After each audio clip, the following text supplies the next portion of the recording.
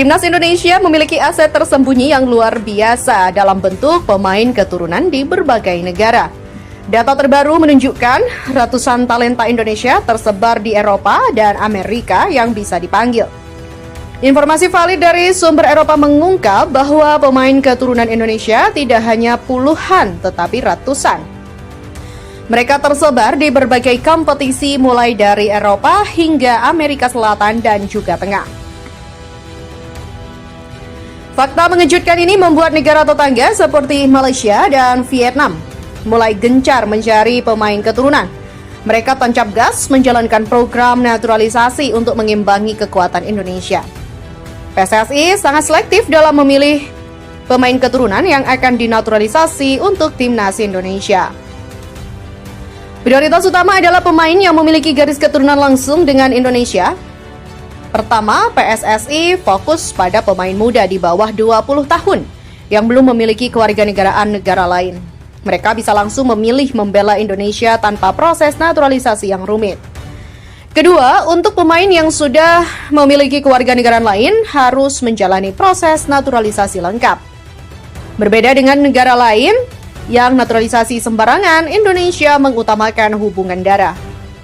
Ketiga, tidak semua pemain keturunan bermain di kompetisi Tier 1 Eropa. Seperti Mauro Zilstra yang bermain di divisi kedua Belanda tetapi memiliki kualitas yang baik. Keempat, program naturalisasi ini bukan sekadar menambah jumlah pemain tetapi menciptakan persaingan yang sehat. Pemain lokal harus berjuang lebih keras untuk mendapatkan tempat di timnas Indonesia.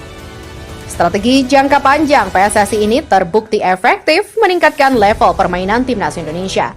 Pencapaian lolos ke babak keempat kualifikasi Piala Dunia menjadi bukti nyata kemajuan. Berita selanjutnya, lolos ke babak keempat kualifikasi, di mana mimpi mulai jadi kenyataan atau sekedar ilusi. Ya, akhirnya timnas Indonesia berhasil menembus babak keempat kualifikasi Piala Dunia 2026 zona Asia. Rasanya seperti mimpi yang pelan-pelan jadi nyata. Ini bukan cuma soal angka di klasemen, tapi bukti bahwa Garuda sudah mulai terbang lebih tinggi. Meskipun sekarang timnas Indonesia kita dipenuhi oleh pemain-pemain diaspora dan juga pemain lokal yang mungkin bisa menyeimbangi mereka. Kita tidak bisa menganggap remeh negara-negara ini. Faktor teknis dan non-teknis baik di luar dan di dalam lapangan juga selalu menjadi cerita tersendiri bagi tim nasional Indonesia.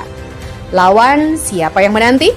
Sebut saja Uni Emirat Arab, Qatar, Irak, Oman, Arab Saudi, dan tim-tim langganan Piala Dunia yang levelnya udah beda kelas. Dari segi ranking, pengalaman, dan kualitas pemain, mereka masih di atas kita. Mulai dari Uni Emirat Arab, Qatar, Irak, Oman, dan Arab Saudi. Semuanya adalah kekuatan lama dalam landscape sepak bola Asia. Mereka bukan hanya unggul dari sisi infrastruktur dan pengalaman internasional, tapi juga dari sisi mentalitas dan konsistensi. Sejarah pun mencatat Indonesia jarang menang ketika berhadapan dengan mereka di laga-laga kompetitif. Jadi, ini adalah momen membuktikan diri. Apakah kita cuma mampir sebentar lalu pulang? Atau kita benar-benar siap bersaing? Jawabannya ada di lapangan dan di mentalitas kita. Faktor teknis dan non-teknis Indonesia melawan tim Timur Tengah. Banyak pemain muda yang berbakat, ditambah pemain diaspora yang bawa warna baru. Tapi harus jujur, dari segi jam terbang dan kekompakan, ya kita masih ketinggalan dibanding tim-tim Asia Barat. Mereka punya gaya main yang cenderung pelan tapi mematikan. Mereka tahu kapan harus tekan, kapan tahan bola. Sementara Indonesia, ya masih suka keburu-buru dan gampang panik kalau ditekan habis-habisan. Fisik mereka juga beda. Main di tengah cuaca panas, stadion penuh teriakan, dan jadwal yang padat jadi makanan sehari-hari buat mereka. Indonesia harus siap mental dan fisik untuk menghadapi itu semua. Belum lagi urusan logistik. Seringkali hal-hal sepele kayak akomodasi dan recovery justru jadi masalah besar. Kita harus belajar jadi profesional di luar lapangan juga, bukan cuma soal bola. Ya intinya kita perlu siap dari semua lini. Karena lawan kita bukan cuma 11 orang di lapangan, tapi juga situasi yang gak selalu ramah, apalagi kalau timnas Indonesia sampai dicurangi lagi. Kecurangan yang kerap terjadi di dalam lapangan ketika tim Timur Tengah bermain, kalau bicara jujur, ya, ini banyak yang geram tiap kali nonton pertandingan lawan tim-tim dari Timur Tengah. Entah kenapa, selalu ada aja kejadian yang bikin geleng-geleng kepala. Wasit yang ragu-ragu, kartu yang keluar tidak jelas, penalti yang mudah banget dikasih oleh wasit.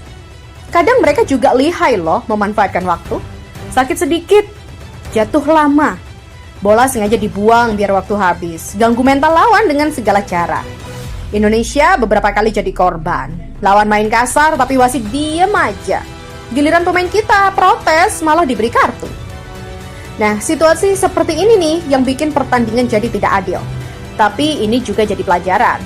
Kita harus lebih cerdas di lapangan. Jangan terpancing emosi dan tahu bagaimana cara main di bawah tekanan seperti itu. PSSI juga punya PR. Mulai aktif bersuara di AFC, supaya kita tidak terus jadi korban dari sistem yang kadang berat sebelah. Apalagi ketika penentuan tempat netral di babak keempat ternyata ada di Arab Saudi dan juga di Qatar. Sudah seharusnya PSSI protes keras, karena tempat yang katanya netral itu negaranya masih berbanding dan bertanding di babak keempat kualifikasi Piala Dunia. Peluang lolos Indonesia di babak keempat. Meski lawan berat, bukan berarti kita tidak punya peluang. Sepak bola itu penuh kejutan. Satu gol di waktu yang tepat bisa mengubah segalanya. Dengan hadirnya Patrick Kluivert di kursi pelatih, dibantu Alex Pastoor dan Dani Lanzat, Indonesia punya sentuhan Eropa yang bisa bawa angin segar. Mereka tahu cara main bola modern dan bisa bantu tim lebih disiplin. Kuncinya sekarang adalah ambil poin di kandang. Jangan sampai kalah kalau main di rumah sendiri. Dan kalau bisa curi poin di kandang lawan, ya itu bonus besar. Stabilitas tim juga penting. Jangan sampai ada drama di luar lapangan yang ganggu fokus. Semua pihak harus kompak, pemain, pelatih, federasi, sampai supporter. Peluang itu selalu ada buat yang siap. Sekarang tinggal kita mau ambil atau tidak. Lantas, apa yang harus diperbaiki agar bisa lolos? Pertama, pertahanan kita harus lebih solid, jangan gampang kebobolan, apalagi dari bola mati. Kedua, sentuhan pertama dan akurasi operan harus ditingkatkan. Lawan kita nggak bakal kasih banyak ruang, jadi semua harus cepat dan tepat. Sentuhan-sentuhan ini seringkali hilang di lini tengah tim nasional Indonesia kala melawan tim yang gapnya jauh di atas Indonesia. Ketiga, komunikasi antar pemain penting banget. Banyak gol yang terjadi karena miskomunikasi di lini belakang. Miskomunikasi ini tampak ketika Indonesia melawan Jepang dan juga Australia di beberapa pertandingan terakhir. Miskomunikasi back tengah dengan kiper, dengan back sayap, dan dengan lini tengah membuat buyar para punggawa timnas Indonesia. Keempat, rotasi pemain harus jalan. Jangan terlalu bergantung ke 1-2 nama. Semua pemain harus siap tampil. Rotasi harus dijalankan. Pertandingan kemarin menjadi bukti. Ketika Beckham Putra diberi kesempatan, dia tampil dengan cukup baik. Ya, semoga ada kejutan-kejutan pemanggilan pemain timnas Indonesia ke depannya. Kelima, percaya diri. Kalau dari awal sudah minder, ya susah. Harus yakin bahwa kita bisa dan tunjukkan itu di lapangan. Jalan ke Piala Dunia tidak mudah, tapi bukan berarti mustahil. Yang penting kita mulai percaya, lalu kerja keras dan konsisten. Kita tidak lagi menjadi penonton, kita sudah masuk arena pertarungan. Tinggal sekarang, mau jadi petarung atau penonton lagi? Kalau semua kompak dan satu tujuan, sejarah baru bisa kita tulis bareng-bareng. Dan kutukan Asia Barat? Ya, sudah saatnya diakhiri.